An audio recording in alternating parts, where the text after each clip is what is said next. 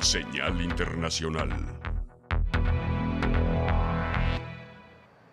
En el acontecer mundial, de nueva cuenta, un tiroteo sacude a Estados Unidos.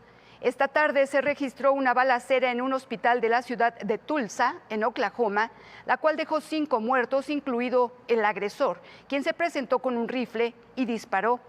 De este solo se sabe que es un hombre negro de entre 35 y 40 años, que llegó al hospital a las 16:40 horas. Las autoridades creen que la herida de bala del atacante fue autoinfligida. Este hecho ocurre a solo un día de que se registrara una balacera en un acto académico en Luisiana y a una semana de la masacre ocurrida el pasado 24 de mayo, cuando 19 niños y 2 profesoras fueron asesinados por disparos de un joven de 18 años en una escuela de Uvalde, Texas. Rusia advierte a Washington con un choque directo tras el anuncio del envío de más armas a Ucrania. Saltan chispas en Moscú tras el anuncio del envío de sofisticados sistemas de cohetes a Ucrania, horas después de que Joe Biden anunciara que entregaría una pequeña cantidad de HIMARS, misiles de precisión de mayor alcance, al ejército ucraniano, bajo la promesa de que no los utilizarían para atacar suelo ruso. El portavoz del Kremlin, Dmitry Peskov, criticó duramente la medida. Creemos que Estados Unidos está agregando combustible al fuego deliberada y diligentemente. Estados Unidos obviamente se adhiere a la línea de lucha hasta el último ucraniano contra Rusia. Tales entregas no contribuyen al despertar del deseo de los líderes ucranianos de reanudar las negociaciones de paz.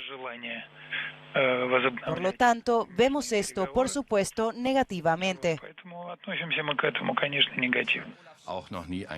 Washington no es la única capital occidental que acelera las entregas de armas modernas a Ucrania.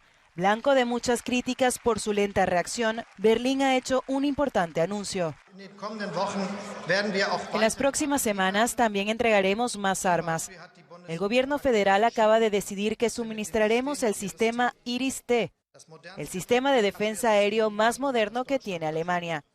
Esto permitirá a Ucrania proteger una ciudad entera de los ataques aéreos rusos, otra decisión tomada por el gobierno alemán. Las tropas rusas ya controlan más de la mitad de Severodonetsk. El avance ha disipado las dudas en Occidente sobre el envío de armamento sofisticado a Ucrania. Grecia y República Checa enviarán vehículos blindados de fabricación soviética a Ucrania, que reemplazarán por blindados alemanes. Dinamarca quiere suministrar carros de combate de fabricación suiza, pero el estatus neutral de Berna prohíbe a Copenhague realizar el envío. Y tras un referéndum, Dinamarca decide dar un giro a su historia y destinar recursos para la defensa militar de la Unión Europea. Dinamarca da un giro histórico. Este miércoles el país escandinavo aprobó aumentar su cooperación de defensa dentro de la Unión Europea, tras celebrar un referéndum. En la consulta nacional, casi el 70% de los daneses votaron a favor de renunciar a la cláusula de exclusión voluntaria, que ha mantenido a Dinamarca al margen de la política europea de defensa durante casi 3 décadas. La excepción en defensa suponía que el país no podía participar en misiones militares de la UE, ni en discusiones ni negociaciones relacionadas con esa área. También le impedía pertenecer a la Agencia de Defensa Europea. La cláusula fue asumida tras un plebiscito en 1993. Este cambio radical en la posición de Dinamarca llega tras la invasión de Rusia a Ucrania, hecho que despertó una profunda preocupación en la ciudadanía en cuestiones de seguridad y defensa, aún siendo miembro de la OTAN. Antes de conocerse el resultado, el gobierno danés había insistido en la importancia de estrechar la cooperación europea y asumir mayor responsabilidad en la seguridad nacional. En Nicaragua, el gobierno califica como ilegales a 83 organizaciones no gubernamentales. Argumenta que estas podrían provocar un golpe de Estado. Nicaragua ilegaliza 83 ONGs, entre ellas la Academia Nicaragüense de la Lengua, que tiene más de 94 años de historia.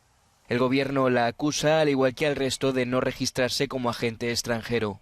Sus actuaciones han obstaculizado el control y vigilancia de la Dirección General del Registro y Control de organismos sin fines de lucro del Ministerio de Gobernación al no cumplir con las leyes que les rigen y regulan. Desde finales de 2020, una ley obliga a organizaciones de la sociedad civil y personas jurídicas que reciben fondos del exterior a registrarse como agentes extranjeros y a rendir cuentas. El gobierno la elaboró porque cree que emplean los fondos recibidos para intentar un golpe de Estado con apoyo de Estados Unidos. Sin embargo, desde la academia rechazan el señalamiento, consideran que se quiere confiscar las instituciones y recuerdan que su labor es contribuir con sus investigaciones al diccionario de lengua española. Es una lástima la encarcelación de ella porque sabemos perfectamente que esta organización sin fines de lucro ha apoyado a un sinnúmero de jóvenes especialmente.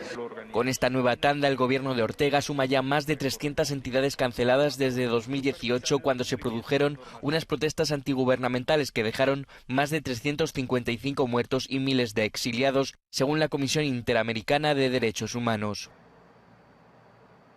En China, decenas de millones de personas dejan el confinamiento por COVID-19. Cuenta atrás para la libertad.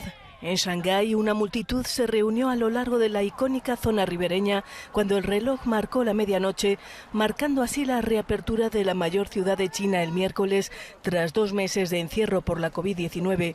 La megalópolis de más de 25 millones de habitantes sale de su prolongado aislamiento bajo las férreas restricciones aplicadas por las autoridades chinas.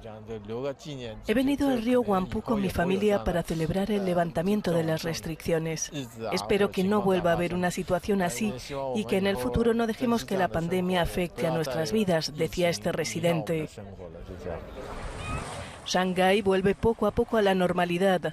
Respecto a los más de 20.000 casos diarios en abril, este lunes la ciudad registró apenas una treintena de contagios, tras aplicar la estrategia de cero COVID. Sin embargo, 500.000 de personas de una zona de la ciudad permanecerán confinados todavía hasta que no haya casos en sus distritos.